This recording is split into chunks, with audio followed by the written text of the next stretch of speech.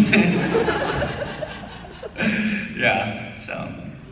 It's gotta be troublesome, because usually they have several, copies of things in case something gets ruined. Oh yeah, so if it gets ruined, that's done.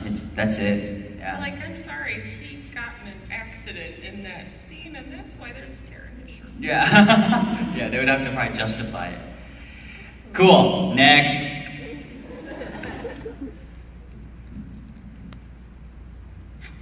Hi. In your conversation with Kristen Stewart in the cafeteria, when you were saying La Push, how much improv went into that? That was really what was really cool about Catherine is she just really let us kind of fly. She would just give us the parameters, and but that was actually the dialogue. La Push, baby La Push, that was the dialogue. But there was a lot of scenes that were improv, like that worm scene where I'm like, Bella, it's a worm. that was improv.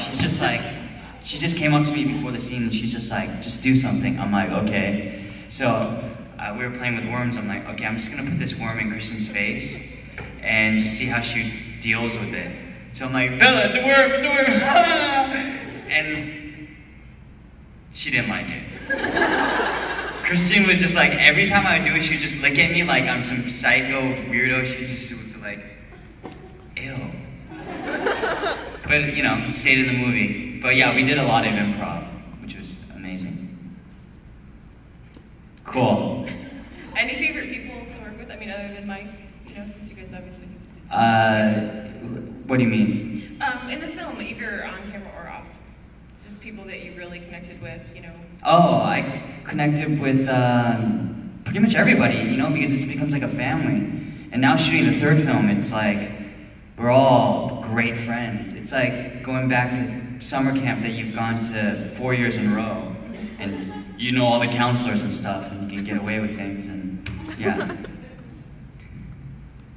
You were just talking about how now you're very familiar with everybody, and everybody's getting comfortable with each other.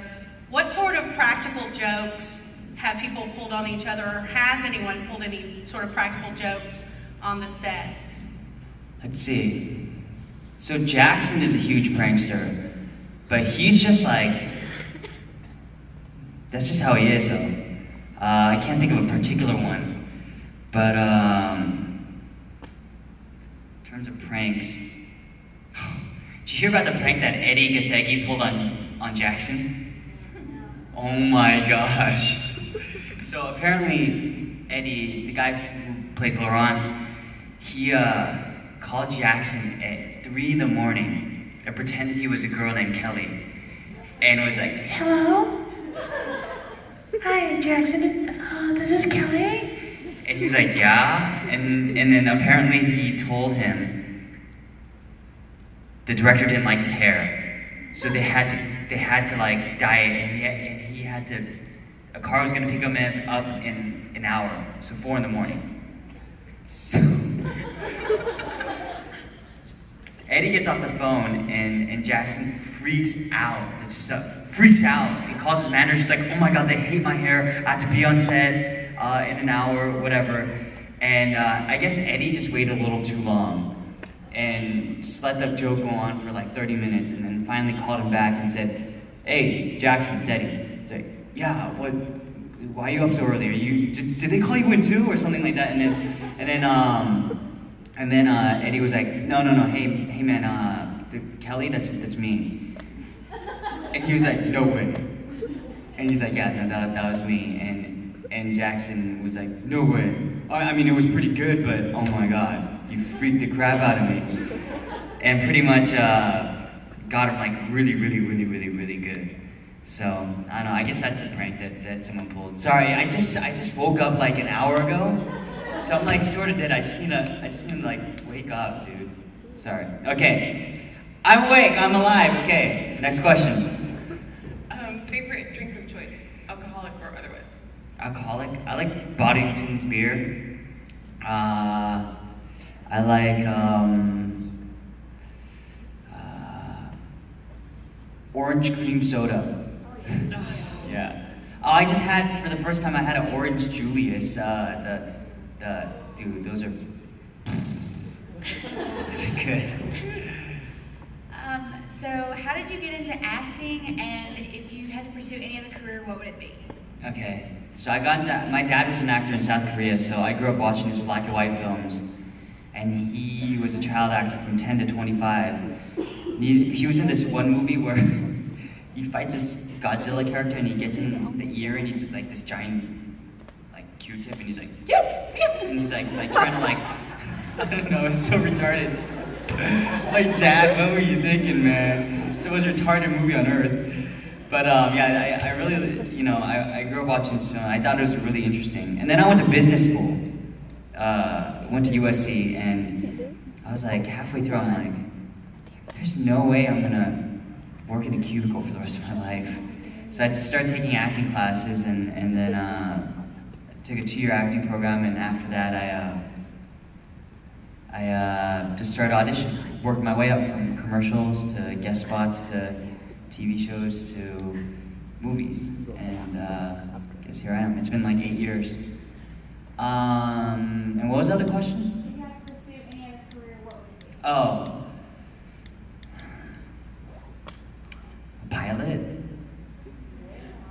Pilot, or one of those people who would take care of like Shamu at SeaWorld.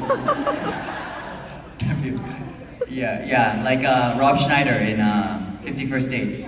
Yeah. That's a dope job.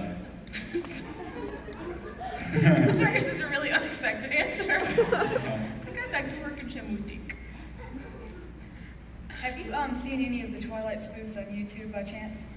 Yes, I have. Or yeah. What's your favorite one? Or I don't know, but I have seen like the fan fictions.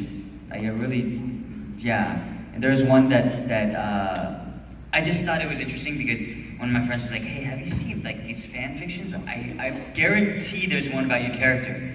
I'm like, okay, let's look it up. So I go on Google, I go, Eric Yorkie fan fiction. And sure enough, it was like, and then, I'm like, okay, so I clicked on the first one, and it went something like this. It said, hi, dear diary, it's Eric Yorkie. And I just went to school today and I hung out with Bella, blah, blah, blah. But there's this huge confession I need to make. I'm gay. Yeah, it's like, I'm gay, and I just can't stop thinking about Emmett. And it's just like, it goes on, and even though Rob is hot, Emmett is just so gorgeous, and it just keeps going on, and I'm like, okay. So I found out information about this girl, and I sent her an autograph. I said, thank you so much for writing this fan fiction, and maybe, and I said something like, yeah, I guess I am gay, or something, I don't know. But I just thought it was so random. But yeah. is that your only foray into the fan fiction world? Is that? Yeah, that was the first. Emmett Eric. First, but not last. Alright, cool. Cool. Who would you want the pairing to be in your fanfic if someone were to write it for you? If I could pick anyone? Yeah, you like Eric and whoever. It doesn't have to Oh, necessarily make sense because fan fiction can make any sense. Yeah. Oh, you mean a pairing? Like Eric and maybe Rosalie or something? Why not, man? If you're gonna shoot for the movie. Yeah. Yeah. I see your tattoo. Oh, yeah, I have a tattoo. It's an angel. See the face?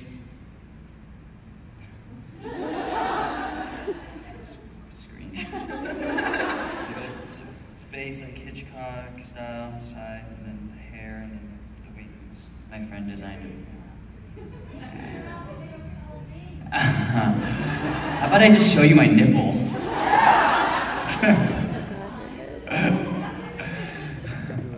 This is embarrassing now. I feel really weird.